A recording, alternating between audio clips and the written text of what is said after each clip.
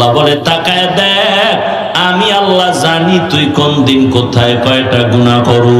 আমি আল্লাহ দেখার পরও রাগ কইরা খানা বন্ধ করি নাই, পানি বন্ধ করি নাই। আমি আল্লাহ তোরে সম্মানের জায়গা থেকে তাড়ায়া দেই নাই, বরং আমি আল্লাহ ফজরের সময় ডাকছি, আয় আসসালাতু খায়রুম মিনান নাওম। আরে কত ঘুমাবি, ওঠ হাজিরা দে, আল্লাহর ঘরে যায় সেজদা কর, জীবনের গুনাহ মাফ। ফজরে তোরে ডাকার পরও তুই আসো নাই, আমি আল্লাহ রাগ করি নাই। জোহরের সময় ডাকাইলাম, হাইয়া আলাস সালাহ, তোরে জোহরেও পাওয়া গেল না। আমি আল্লাহ জানি তুই তো কই আছো, আমি আল্লাহ তো দেখছি তুই কোথায় কি করো। জোহরের নামাজ না পড়া কোথায় যাও আমি দেখি, আমি আল্লাহ ছাড় দিলাম। আবার আসরে ডাকলাম, আয়, আসরের সময় তুই যাও নাই, আমি আল্লাহ জানি তুই কোথায় আছো, কিচ্ছু বলি নাই। মাগরিবে ডাকলাম, যা, মাগরিবের নামাজেও নাই। এশায় ডাকছি, বান্দা যা, এশার নামাজেও তুই যাও নাই। এইভাবে কইরা কইরা কত নামাজ ছাড়লি। এখন আমি আল্লাহ পাক কত তোরে মায়া করি। আমি আল্লাহ এখন নিজে প্রথম আসমানে আইসা হাজির। আমি আল্লাহ ডাকতেছি, ও এখন আসমান নীরব, জমিন ঘুমায়, গাছের পাখিরা ঘুমায়, নদীর মাছগুলো ঘুমায়, ঘরের তোর মা ঘুমায়, তোর বাবা ঘুমায়, তোর পরিবারের সবাই ঘুমায়। এখন যদি তুই গভীর একা একা উঠিয়া, আমি প্রথম আসমানে হাজির হয়ে গেলাম এই গভীর রাত, তুই ওযু বানাইয়া সেজদায় পড়ে যদি একবার কলিজা দিয়া মোহাব্বতের নজরে একবার যদি ডাক দাও, ইয়া আল্লাহ, ইয়া আল্লাহ, তুই যদি কলিজা ভরে একটু ডাক দাও, আমি আল্লাহ ডাইরেক্ট তোর ডাক শোনার জন্য হাজির হয়ে আছি প্রথম আসমানে। আমি আল্লাহ ওয়াদাবদ্ধ, আলা বিমুস্তাগফিরিন ফাগফির আলা, আমি ওয়াদাবদ্ধ, উদউনি আস্তাজিব লাকুম। বান্দা তুই 80 বছর গুনাহ করছো, 1 সেকেন্ডে তোর সব গুনাহ maaf করব, সেই পাওয়ার আমার আছে। আমি আল্লাহ বারবার তওবার পথে ডাকি, বান্দা আয়, গুনাহ করিস না, কারণ আমি জানি জাহান্নামের 1 সেকেন্ডের আযাব সহ্য করতে পারবি না। আল্লাহ তাআলা বারবার ডাকার পরেও যারা আসো না, আল্লাহ পাক বারবার ডাকতেছেন, বান্দা আসো। হাসরের ময়দান কিন্তু আরো কঠিন হবে। রহমতের নবী আম্মা জান আয়েশা রাদিয়াল্লাহু আনহা, যে আম্মা জানের 6 বছর বয়সে রহমতের নবীর সাথে বিবাহ হয়েছে, বলবো না কষ্ট হইতেছে? আর অল্প টাইম। আম্মা জান আয়েশা রাদিয়াল্লাহু আনহার রাসূলের সাথে বিবাহ হলো কয় বছর বয়স? মাত্র 6 বছর। 9 বছর আম্মা জানের যখন বয়স, 9 বছর বয়সে আম্মা জান রাসূলের ঘরে চলে গেলেন। 18 বছর যখন বয়স হয়, আমার নবী দুনিয়ার থেকে বিদায় নিয়ে চলে গেলেন। আম্মা জানের বয়স তখন 18।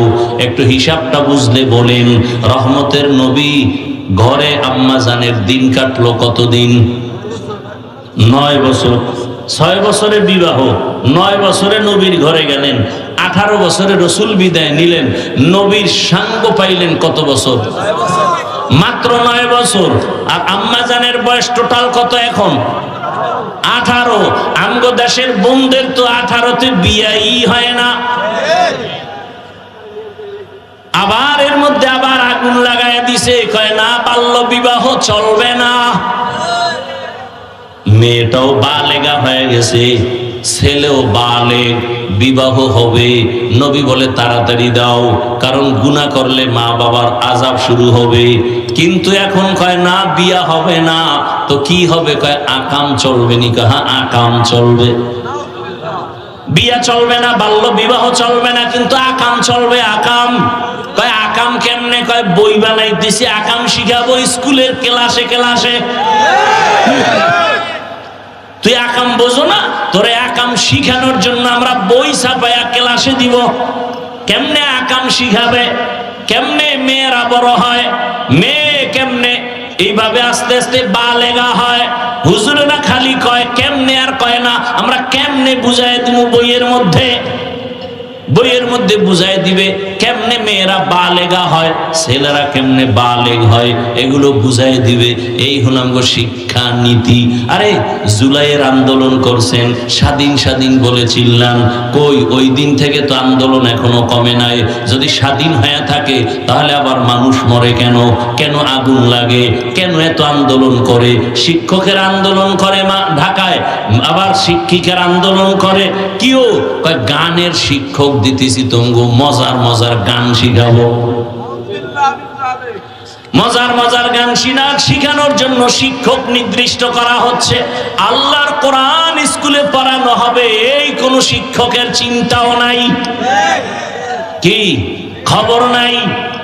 আল্লাহ হেদায়াত দান করুন। এইভাবে আন্দোলন চলতেছে রে ও আল্লাহর বান্দারা। আম্মা জান আয়েশা রাদিয়াল্লাহু আনহা 6 বছরে বিবাহ, 9 বছরে নবীর ঘরে, 18 বছরে নবী বিদায়। মাত্র 9 বছরে নবীর থেকে আম্মাজান কি দোয়া পাইছেন? আম্মাজান বলেন, আমি এই 9 বছরে 2000 হাদিসের হাফেজা হয়ে গেছি। কয় হাজার? আপনারা কয় হাজার পারেন? আপনাদের ঘরের আম্মাজানেরা কয় হাজার পারে? হ্যাঁ, বড় কঠিন কথা, বলবো না, ওদিকে যাব না। পর্দার আড়ালের আম্মা জানেরা, বোনেরা, শুধু কি তাই, ইতিহাস পড়েন। দুনিয়াতে কোরআনের তাফসীর করনেওয়ালাদের মধ্যে শ্রেষ্ঠ, পৃথিবীর প্রথম তাফসীর করনেওয়ালা আম্মা জান আয়েশা। এমন ইলম আল্লাহ দান করেছেন। সেই আম্মা জান একদিন একটা ঘটনা বলতেছেন, আমি প্রায় সময় দেখি রহমতের নবী আমার রুমের মধ্যে বসে বসে মাঝে মাঝেই দেখতাম গুনগুন করে কান্না করেন।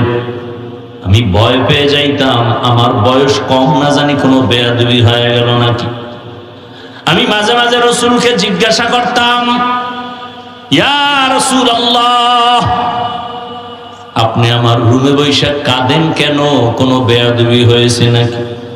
নবী বলেন, ও আয়েশা, কোনো বেয়াদবি হয় নাই রে আয়েশা, তুমি কিসের বেয়াদবি করবা? আমার বয়স কম। বলে না, তুমি কি সাধারণ কোন নারীর মতো নাকি? তোমার যে আমার আল্লাহর মাধ্যমে, আল্লাহর ওয়ার্ডারে তোমার সাথে আমার বিবাহ হয়েছে, তোমার দ্বারা কেন বেয়াদবি হবে? তবে নবী আপনি কাঁদেন কেন? মায়ার নবী বলেন, ও আয়েশা, দুইটা কথা যখন আমার মনে পড়ে আমি চোখের পানি ধরে রাখতে পারি না। এক, ও আয়েশা, তুমি তো জানো না আমার জীবন ছিল একটা কঠিন এক হালাত ছিল। আমার এক দুঃখে কষ্টের জীবন ছিল। আমি দুনিয়াতে এসে একদিন আব্বা বলে ডাক দিতে পারি নাই। 6 বছরে আমি মা হারা, আমার আপন আত্মীয় সব আমার দুশ্মন। 8 বছরে আমার দাদা চলে গেলেন। আমার চাচা আবু তালিব, তিনিও কিন্তু কালেমার পক্ষের না। ওই সময় ও আয়েশা জানো না, আরবের মানুষগুলো আমার বিরুদ্ধে। আরবের মানুষ নারী পছন্দ করে না, কন্যা পছন্দ করে না। বাবা নিজের কন্যাকে মেরে ফেলে জ্যান্ত। এমন কঠিন হালাত। ওই সময় দয়াময় আল্লাহ আমাকে এক নিয়ামত দান করেছিলেন। আমার এক সঙ্গী ছিল খাদিজাতুল কুবরা রাদিয়াল্লাহু আনহা। ওই খাদিজার কথা মাঝে মাঝে যখন আমার মনে আসে, আয়েশা, আমি চোখের পানি ধরে রাখতে পারি না। কারণ আমার ওই বিপদ মুহূর্তে আমার জীবনটা বড় কষ্টের। আরবের মধ্যে টাকাওয়ালা ধনী ছিল তখন ওই খাদিজা। ওই খাদিজা আমার স্ত্রী হইয়া যখন ঘরে আসছে, তার সমস্ত সম্পদ আমাকে হাদিয়া দিয়েছে। আমি আবার সম্পদগুলো দান করেছিলাম। আমার বংশের লোকেরা 3 বছর পর্যন্ত আমাকে পাহাড়ের পাদদেশে শিয়াবে আবু তালিবের মধ্যে গৃহবন্দী করে রাখছে। পানি দেয় নাই, আমি গাছের পাতা ছিঁড়ে ছিঁড়ে চাবাইয়া এরপরে পেটের ক্ষুধা নিবারণ করেছি। ওই সময় খাদিজা বড় ধনী, এর উপরে কারো কোনো ক্লেম নাই, কোনো অভিযোগ নাই। কিন্তু ওই সময় খাদিজা আমার দুঃখে দুঃখিত হইয়া, আমার ব্যথায় ব্যথিত হইয়া খাদিজা আমার কাছে ঈশা নিজেও গাছের পাতা চাবায়, আমার মোহাব্বতে ঠিক মতো ঘুমায় না। ও আয়েশা, আমি তায়েফের ময়দানে গেছি কালেমার দাওয়াত নিয়া। কালেমার দাওয়াত দিতে যাওয়ার পর তায়েফের বড় বড় লিডারেরা ছোট ছোট বাচ্চাদের লেলিয়ে দিছে, ওই মক্কার পাগল আসছে, পাথর মেরে তাড়ায় দাও। বাচ্চাগুলো পাথরের কণাগুলো বৃষ্টির মতো মারতে শুরু করলো। ও আয়েশা, জানো না আমার শরীরে মশাও পড়ে না, মাছিও পড়ে না, আমার শরীরে কোনো ব্যথা নাই। সূর্যের গরম যেন আমার কষ্ট না হয়। আল্লাহ আমারে মেঘের খণ্ড দিয়া ছায়া দেন। আমাকে আল্লাহ এত মায়া করেছেন।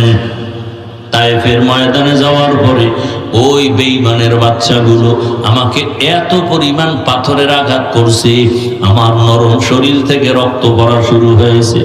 এক পর্যায়ে রক্ত পড়ি আমার পায়ের জুতা পায়ের সাথে আটকায় গেছে রক্ত লাগিয়া। এমন কান্না, আমি পাথরের আঘাত খাই আর আসমানের দিকে তাকায় দোয়া করি, হে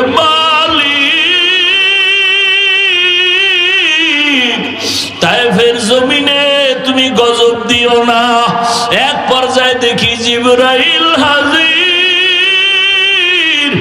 জিবরাইল এসে বলেন, ইয়া রাসূলুল্লাহ, আল্লাহ পাঠাইছেন, আপনার কান্না আমার আল্লাহ বরদাস্ত করতে পারেন না, আপনি এখন অর্ডার দেন তায়েফের জমিন উল্টায় সব মেরে ফেলি। আমি বললাম, না রে জিবরাইল, না, তায়েফের মানুষকে মারিও না, ওরা আমাকে চিনে না, ওরা জানে না আমি বড় ইয়তীম, আমি জীবনে বাবার আদর পাই নাই, মায়ের আদর থেকে বঞ্চিত। ওরা যদি চিনতো আমারে পাথর মারতো না, আমাকে আঘাত করতো না। ও আমার কলিজার বাবারা, যুবক বাবা, বৃদ্ধ বাবাজি, পর্দার আড়ালের মা বোনেরা, রহমতের নবীর এত গুণগান আপনারা জানেন, সেই নবীর এত কষ্ট শুধু দ্বীন ইসলামের জন্য। আর আপনার আমার তো কোনো পরীক্ষা নাই, কোনো কষ্ট নাই, 5 ওয়াক্ত নামাজ পড়বো কত শান্তি, ওযু বানায় চলবো, শরীরটা কত তাজা থাকবে। এরপরও আবার বুঝানো হয় বয়ানে, এরপরও নামাজের কাছেও যাই না। রহমতের নবী এত কষ্ট করলেন জীবনে। নবী বলেন, ও আয়েশা, আমার অন্তরে যখন খাদিজার কথা মনে পড়ে, আমি রাতের যত কঠিন রাতেও দাওয়াতের কাজ করে আসতাম, ঘরের দরজায় গিয়া আসসালামু আলাইকুম ইয়া আহলাল বাইত বলা মাত্র লাব্বাইক ওয়া সা'দাইকের আওয়াজ আসতো, দরজা খুলে যাইতো। আমি বলতাম, খাদিজা আপনি কি ঘুমান না? খাদিজা বলতেন, রহমতের নবী, আমি জানি আপনার মা নাই, আপনার বাবা নাই, আমি খাদিজা 2 স্বামী বিদায়ের পরে আপনার ঘরে আসি, একাধিক সন্তান আমার আগেই হয়েছে, তারপরে আপনার ঘরে আসি। আমি জানি আপনার মা যদি থাকতেন আপনাকে বাহিরে রেখে মা ঘুমাইতে পারতেন না। আমি অপেক্ষায় থাকি রহমতের নবী আসবেন, দরজার কিনারায় দাঁড়ায় যদি নবী কষ্ট করেন, আমি খাদিজার জিন্দেগি বরবাদ হয়ে যাবে। অতএব আপনি যতক্ষণ আসবেন না, আমি খাদিজার দাঁড়ায় অপেক্ষা করি, বিছানায় যাই না। এরে আয়েশা, খাদিজার কথা মনে পড়লে চোখের পানি পড়ে। আর একটা কথা যখন আমার মনে পড়ে, আমি চোখের পানি ধরে রাখতে পারি না। ইয়া রাসূলুল্লাহ, সেই কথা কি? বলে, আল্লাহ বারবার যেই ভয়টা দেখাইছেন, আল্লাহর আদালতের ভয়, হাসরের ময়দানের ভয়, ওই ভয়টা যখন আসে আমি চোখের পানি ধরে রাখতে পারি না। ওই হাসরের ময়দানটা কত ভয়ঙ্কর হবে, আল্লাহর আদালত কত ভয়ঙ্কর। হাসরের ময়দানে নারী পুরুষ সবাই উলঙ্গ দাঁড়াবে। সব আম্মাজান বলেন, এত উলঙ্গ সবাই যদি হয় লজ্জা করবে না? আল্লাহর নবী বলেন, ও আয়েশা, হাসরের ময়দানটা কত কঠিন হবে জানো? সূর্যটা নিচে নেমে আসবে, সূর্যের গরমে মাটির জমিনটা তামা হয়ে যাবে। হবে, অন্যদিকে জাহান্নামের আওয়াজ, জাহান্নামের আওয়াজে হাসরের ময়দানটা থরথর করে কাঁপতে থাকবে। এমন অবস্থা, মানুষের মাথার মগজগুলো ভাতের মারের মতো ফুটবে। গুনাহগারদের এমন কষ্ট, কেউ কারো দিকে তাকানোর পর্যন্ত সময় হবে না। এমন অবস্থা হবে, আল্লাহ নিজে রাগ হয়ে যাবেন। রাগ হইয়া আল্লাহ একটা কুদরতি জবানে আওয়াজ দিবেন, রাগান্বিত আওয়াজ, লিমানিল মুলকুল ইয়াউম লিল্লাহিল ওয়াহিদিল কাহ্হার। আল্লাহ তাআলার কুদরতি জবানের রাগান্বিত আওয়াজে হাসরের মাঠ থরথর করে উঠবে। আল্লাহ পাক এমন আওয়াজ দিবেন, কারো কোনো জবাব চলবে না। এমন হালাত অবস্থা দেখিয়া নবীদের যাদের গুনাহ নাই তারাও কান্না শুরু করবেন। ইব্রাহিম নবী কান্না করবেন, ইসমাইল নবী কান্না করবেন, দাউদ নবী, আদম নবী, ঈসা নবী, মুসা নবীর কান্না। ও আয়েশা, তখন আমার ভয় হয় আমার উম্মতের কি উপায় হবে, আমি সেই ভয়ে চোখের পানি ছেড়ে কান্না করি। মুসা নবী কাঁদবেন নিজের চিন্তা, আদম নবী কাঁদবেন নিজের চিন্তা। উম্মতেরা ঘুরতে থাকবে, কার কাছে একটু সুপারিশ পাবো। আদম নবী বলবে আমি পারবো না, যাও। মুসা নবী বলবে আমিও পারবো না, যাও। নবীদের কান্না, উম্মতেরা পাগলের মতো ঘুরবে। কোথায় যায়? চারদিকে জাহান্নামের আগুন। জাহান্নাম চিল্লাইতে থাকবে, ও আল্লাহ, বেনামাজি গুলো কই? বেনামাজি গুলো তাড়াতাড়ি আমার পেটে দাও, পেটে ক্ষুধা। আল্লাহ বলবে 70,000 শিকল জাহান্নামের গলায় লাগাইয়া ফেরেশতারা পেছনে টানিয়া ধর। বিচার শেষ করিয়া তারপরে আমি জাহান্নামকে খুশি করব। 70,000 ফেরেশতারা 70,000 শিকল লাগায় টানবে, ধরে রাখতে পারবে না। জাহান্নামের চিৎকারে হাসরের মাঠ থরথর করে কাঁপতে থাকবে। নবী বলেন, আয়েশা, ওই সময় আমি নবীও সহ্য করতে না পারিয়া আল্লাহর কুদরতের সামনে মাকামে মাহমুদে সিজদায় পড়ে কান্না শুরু করব। মুসা নবী নিজের চিন্তায় কাঁদবেন, ঈসা নবী নিজের চিন্তায়, আদম নবী নিজের চিন্তায়, নূহ নবী নিজের চিন্তায়, ইব্রাহিম নবী নিজের চিন্তায় কান্না করবেন। আর আমি একা আল্লাহর দরবারে একটাই কান্না আর আওয়াজ, আল্লাহ আমার উম্মতের বাঁচাও। জাহান্নামের দিকে আসতেছে, আমার উম্মত যেন জাহান্নামে ধরে না ফেলে। আল্লাহ বলবেন, নবী আপনি কাঁদবেন না, ওয়ালা সাউফা ইউতিকা রাব্বুকা ফাতারদা। নবী আপনাকে আমি খুশি করব, কি চান আপনি? নবী বলবে, আমার উম্মত যেন জাহান্নামে না যায়, জাহান্নামকে ফিরায় দেন। আল্লাহ তখন একটু কুদরতের পানি দিয়া ফেরেশতাকে বলবে, জাহান্নামের গায়ে ছিটায়া দাও। জাহান্নামের গায়ে দেওয়া মাত্র জাহান্নামটা দ্রুত গতিতে পেছনে যাবে। ফেরেশতারা বলবে, হো আল্লাহ, এতক্ষণ আমরা 70,000 শিকল লাগাইয়া যেই জাহান্নামকে ধরে রাখতে পারি না, এখন আপনি একটু পানি দেওয়া মাত্র জাহান্নাম দ্রুত পেছনে যায়। এটা কি জমজমের বরকতের পানি, নাকি কাউসারের পানি, না দুনিয়ার কোন সমুদ্রের পানি, না বৃষ্টির পানি, নাকি আবে হায়াতের পানি? আল্লাহ তাআলা বলবেন, ফেরেশতা, এটা জমজমের পানিও না, এটা কাউসারের পানিও না, দুনিয়ার কোন সমুদ্রের পানিও না, আবে হায়াতের পানিও না, বৃষ্টির পানিও না। নবী বলেন, আয়েশা, আল্লাহ বলবেন, এই পানি আমার মায়ার নবীর উম্মতের চোখের পানি। ওই নগর কান্দার জমিনে বসিয়া গভীর রাত বাবার কবরের কথা খেয়াল করিয়া, মরণের কথা খেয়াল করিয়া, গুনার কথা স্মরণ করিয়া আমার মায়ার নবীর উম্মতেরা কান্না করেছে, চোখের পানি আমি জমা রেখেছি। আমার মায়ার নবীর উম্মতের চোখের পানি এগুলো দিলাম জাহান্নামকে ছিটাইয়া।